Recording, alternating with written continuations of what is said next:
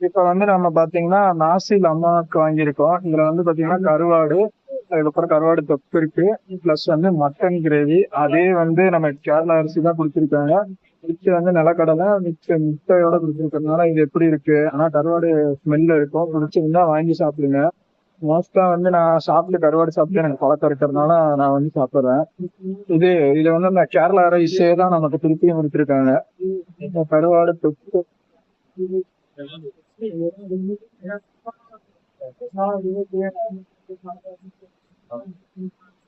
ரா கருவாடு வாசம் அடிக்குது. நீங்க சாப்பிட்டு பழக்கம் இருந்தா சாப்பிடலாம். பெருசா ஒன்றும் கருவாடு சாப்பிட்டு பழக்கம் இருந்தா உங்களுக்கு இஷ்டம் இருந்தா சாப்பிடலாம். இது வந்து நெத்திலி கருவாடு.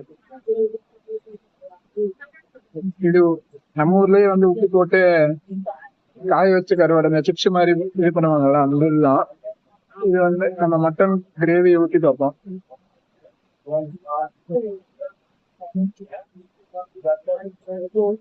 மட்டன் பீஸ் வந்து நல்லா வெந்திருக்கு. ஆனா வந்து இதுவுமே வந்து எப்படி சொல்றதுன்னா, உங்களுக்கு வந்து சாஸ் மாதிரிதான் இருக்கு போது. காரம் பெருசா இவங்க ஊர்ல வந்து காரமே இல்லை.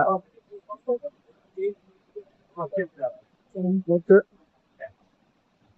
அது தேங்காய் பால் சாதம் தான்.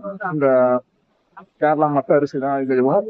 ஆனா என்னன்னா ஐட்டம் மட்டும் மாறுது, பேர் மட்டும் டிஃப்ரெண்டா இருக்கு. ஓகே, சாப்பிடலாம். ஒன் டைம் நம்ம ட்ரை பண்ணி பார்க்கலாம். நீங்க வந்தீங்கன்னா ட்ரை பண்ணி பாருங்க.